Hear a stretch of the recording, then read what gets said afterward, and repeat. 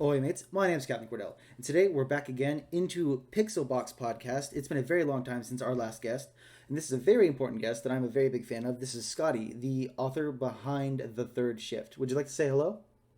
Hey, how's it going? I'm Scotty, uh, co-developer of the Third Shift. Ooh, co-developer. Is there someone else on the team? Oh yeah, so there's Julian. He's like half the company owner. He does all the music and sound effects, and I just do the art and coding. All right, yeah, that's really cool. I didn't know that. So, Hmm. learn a new thing every day, I guess. There you go. All right, so let's go ahead and get started with our first question. Yeah. Is The Third Shift your first game?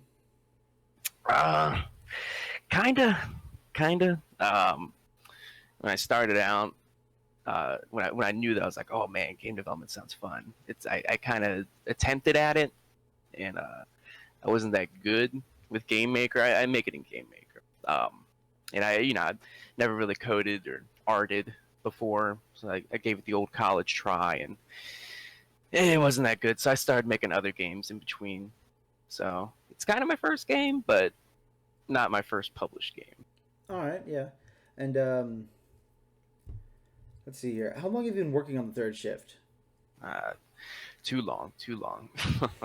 Started back in like around like 2012 or so. Wow, that is a very long time for development, but it's come a long ways. Oh, for sure, for sure. I look back at like all the old stuff that I did, and I'm like, oh man, what is this? But it's inspiring seeing how far you've come, isn't it? No, no, most definitely. No, it's good to like, as any artist like progresses, they get better, and they like look back on their work, and they're like, man, come a long way. Not to like toot my own horn or anything, but Oh no, I no. think I've gotten better a little bit. Yeah, I completely agree. Sometimes I'd go back and look at my first videos. The Adventures in Alizmare. They were the camera quality, or I didn't even have a webcam. The camera quality was something to be questioned, and Uh, my voice. And you got to start somewhere. You know what I mean? yeah, I'm glad I took that first step. Mm-hmm. That's all it takes. And all right, let's. How about this one? The Third Shift has an amazing and unique art style. But what games is it inspired by? Because I know it's inspired by the Game Boy, but what games in Right. particular? I appreciate you saying that it's amazing and unique. um, hmm. So, well, when I first started making it, I remember I would go like on like YouTube and everything because I was like, what are some like horror games for the Game Boy? Have there ever been any? And I didn't really see any, so I'm like, all right, guess I'll make my own. It's a game I want to make. Um, but some of the inspirations for it were like old school games, Uninvited for the NES. Right. That I kind of get my influence for the first person navigation and movement through that. It's like this point and click NES game. Uh, Clock Tower for the Super Nintendo Oh was a yes.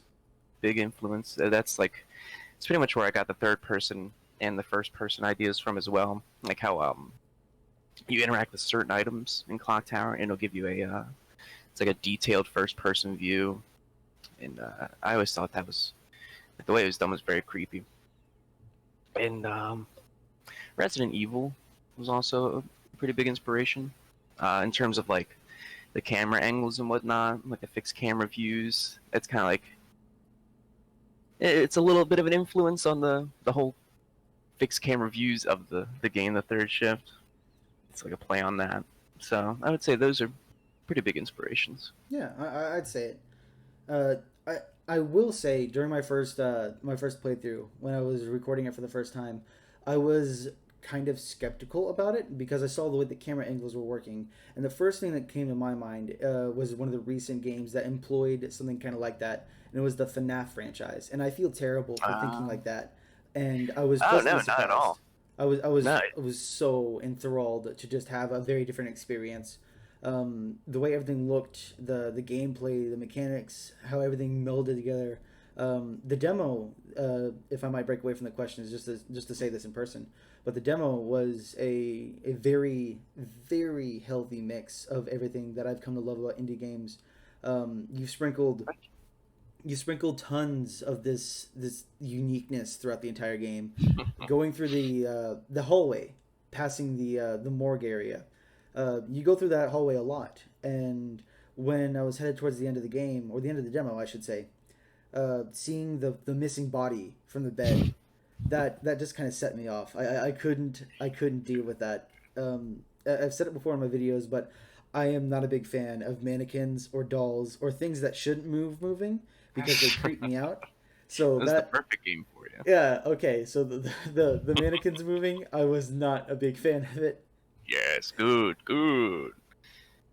Now, some of the scares in the game, I don't know if they're scares, more like just creepiness and unsettling. It's kind of tough, like playing the long game, like what you said, like the morgue scene. Like you go back and forth through that about 3 or 4 times in the game.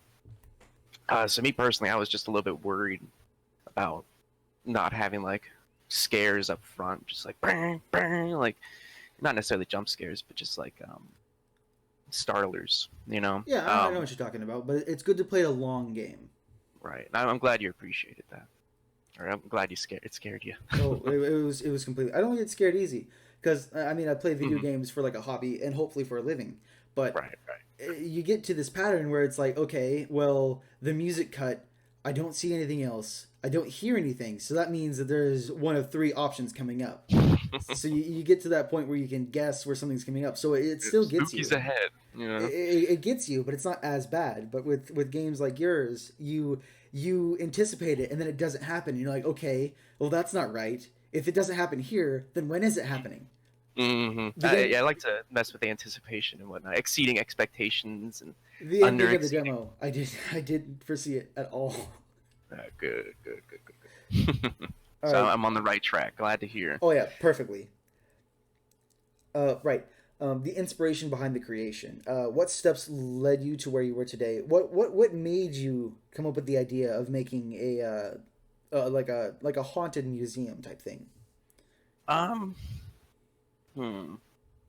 I would say starting off, I had this idea for like camera angles and whatnot, and it fit the Game Boy aesthetic because like most security cams, it's not too many colors, so I thought that fit pretty well.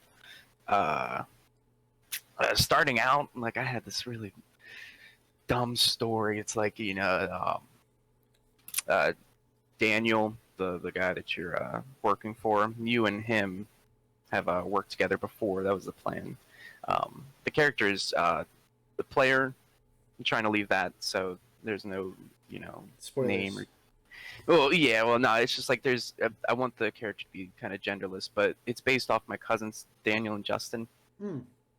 So originally it was Daniel and Justin. They worked together before, and they worked at this museum. And the strange box comes to the museum, and it's like a demon box or something really dumb like that. Uh, and I wasn't feeling it. So I remember a buddy and I were talking about the Roanoke mystery. We were always interested in that. I was like, oh, maybe I can incorporate that with that. Uh, so that's kind of how I got started with the story for a bit. So instead of it being just demons are loose, there's a bit more to it. I mean, thinking back in like 2012 when I first started it, like, I didn't really know how to do stories or anything like that. So it's getting there for the most part, I'd Yeah. say. But starting off, it was very basic and bare bones. I hope when the game eventually does come out, that people appreciate what I kind of did with the Roanoke history spin. Oh yeah. But we'll see. We'll see. Yeah. Yeah. I'm rooting for you, and whenever it does release, I'll be here. Thanks, man. I'm glad to hear. Okay. So while I was on Twitter the other day, I did catch one of your tweets, and in this tweet, you talked in depth about the journey it's been through development, and Hmm. what it used to look like, and then what it is like now, and like kind of the steps that you took. Now this is very inspiring for aspiring game developers. Do you have any tips for anyone looking into game creation? Um. Yeah. Yeah. Most definitely. I feel like I was in the position that a lot of early indie developers were. Um. This goes way back. I've always wanted to make games, but it's never good at math, never that good at art, and I was originally going to college for secondary education. I was going to become a teacher, but I just wasn't feeling that. So I went to college for some game development classes. Never graduated, but I realized like, oh, like this is something I can do. I mean, because before I was just like an idea guy, you know, like, ooh, I've got all these great ideas. And the thing is, like, everyone has ideas, you know, like you gotta. It's more of like you gotta act on it. Um, but the thing is, though, like I didn't realize how easy some of the tools were, like with Game Maker. And this is coming from a guy that didn't know any coding, any artwork. Um, the program itself is like very helpful to people that are starting early off, like a lot of good tutorials and whatnot. I mean, information's at your fingertips, really, like with YouTube and everything. It's really all about how much effort you put into it. And I think if people have the right drive, they can do it. And I mean, basically, if I can do it, you can. Anybody can do it. Because it's just like the tools are there. It's just really about the effort that you put into it. I feel like I'm talking in circles, but Hmm. I just want to stress the point that like anybody can do it. Anybody, like it's so easy. Yeah. Go make a game. If you're listening to this, go make a game right now. Go. Yeah. All right. Yeah, Big or small. I can agree with that. Yeah. Mm-hmm. All right. No, number five is I like having like two or three questions that are completely centered around the game creation, the game itself, and the author. And Mm-hmm. the last question I like to do, it's more of a loaded question that I like to ask each one of the indie devs I interview. Now this one's very different from anyone that I've already done. How do you feel about the relationship between YouTubers, indie developers, and big companies? And if you don't have an opinion about the three of these together, then just how do you feel the relationship between YouTubers and indie developers are? Um. Well, starting off, like I was never really like into streams and like let's plays. Like, it's, I just never got around to watching them. It was never really my thing.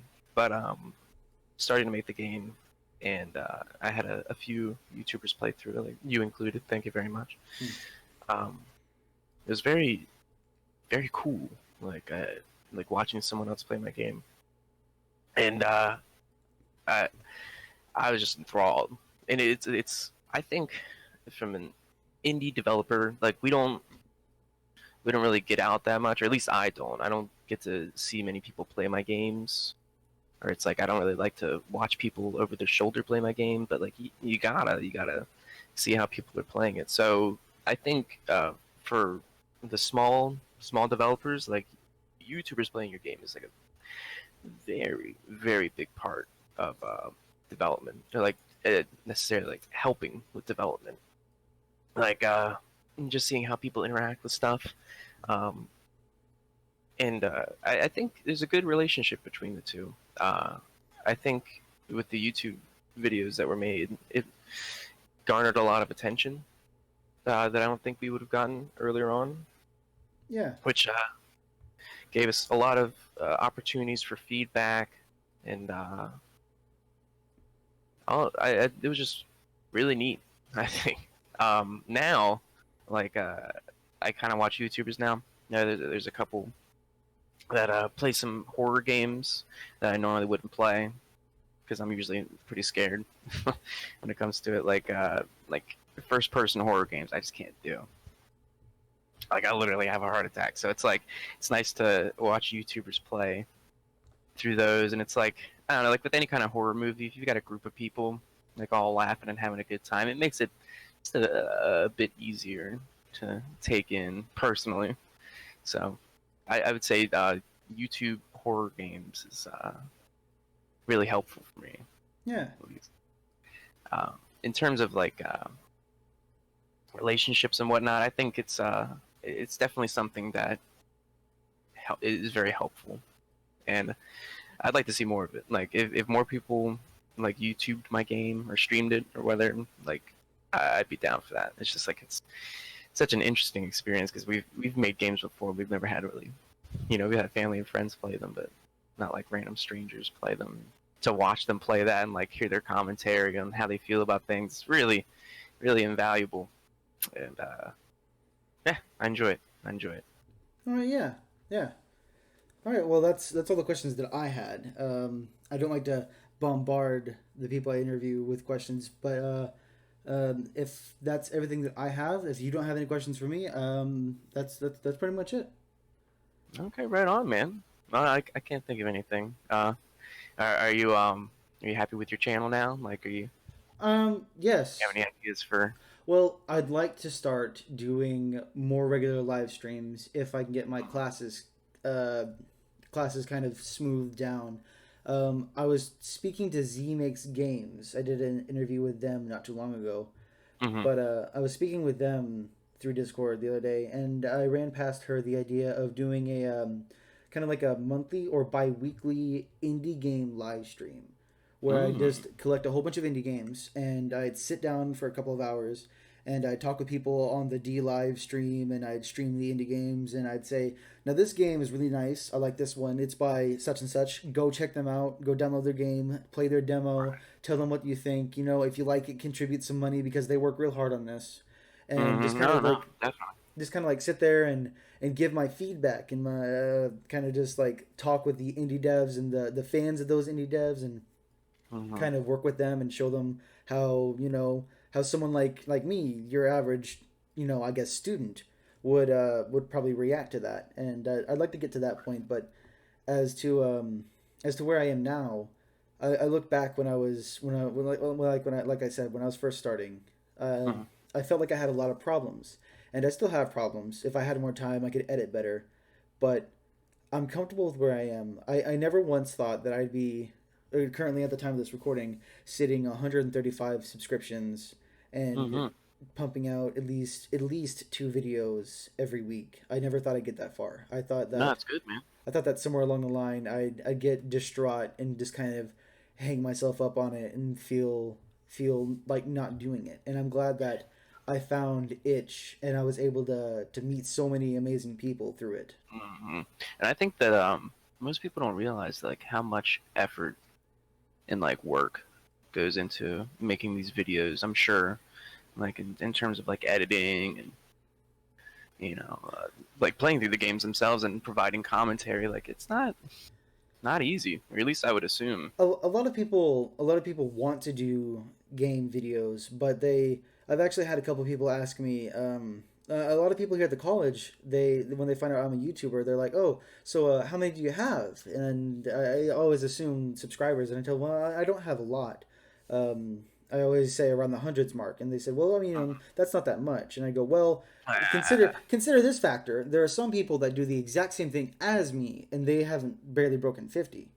Right. So I must be doing something right." But Ah, definitely. one of the biggest hurdles that someone can get over is just talking. Some people they get camera shy, and whenever the microphone's turned on, they kind of get choked up. I know Clam up. me myself, I still get into the mindset where okay, you're gonna be recording, the camera's right here, the mic's right there. Uh, do not mispronounce words. Do not like accidentally slobber down your face. Make sure that your mustache It's and your tough. It's tough. make sure that your goatee and stuff is presentable. It's stuff like Hmm. that. Um, so There's it's there's a lot that goes into it, I would imagine. it's more like a mental hurdle. It's you have to get over all these fears that you're gonna mess up and just go with it. And then after you get past that first hurdle of hey, that wasn't so bad, it just starts coming naturally. Hmm. Just keep talking, tell a story. Relate this to something else.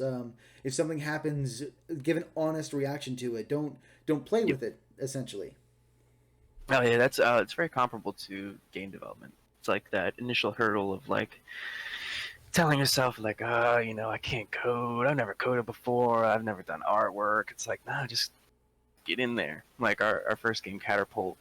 It's like a very simple game. Artwork, it's okay. Coding, I call it duct tape code because it's like all over the place. Um, but you got to take that first leap, like you were saying. Like you gotta get in there, otherwise you're not gonna do anything. Yeah. yeah. You always have to start somewhere. Mm-hmm. Exactly. Yeah, that's very insightful, very inspiring. Thank you. No, yeah, man. No, keep it up with your channel.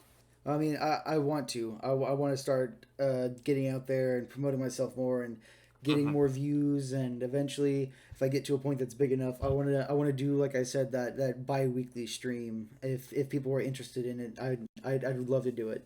I think that would be better, very beneficial in terms of like exposure for indie developers, Yeah, and I thought about trying to reach out to lots of indie devs and seeing what they thought about it, but the idea of some random person that they probably never even met, or I know they probably never met, or they probably never even heard of, just kind of walking up and said, "Hey, if I do a stream, would you be interested in it? I'd be streaming your content."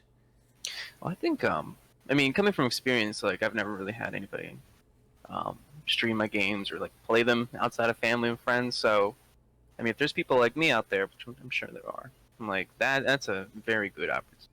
I think people would be very ecstatic about that, personally. Yeah, all right, yeah, I can feel that vibe. I would say go for it, man. All right, It sounds like it'd be a lot of fun. all right. Well, I guess I'll have to start making preparations for that. But Do it. aside from all that, I don't really have much else. Do you? Uh, nah, nah. I'm just keep on working on the game. I hope I can make it by October. Uh, we'll see. All Uh, right, I look forward to it. yeah, glad to hear, man. It was good talking to you. Yeah, it was exceptional talking to you. And as per usual, if you would like to follow Scotty or myself on Twitter, it'll be down in the description below. If you'd like to join Scotty on the Third Shift Discord channel, I will link that down in the description below as well. If you want to play the game yourself, I'll link the demo down below. You can find all these links down below so you can enjoy the amazing work that they do. And Click all the links. click all the links, basically. But aside from that, that's pretty much it. Right on, man. Yeah. That was fun. My name's Captain Cordell, and I was joined by the amazing Scotty. Thanks for having me. Thank you for joining me. And as per usual, I'm shipping out.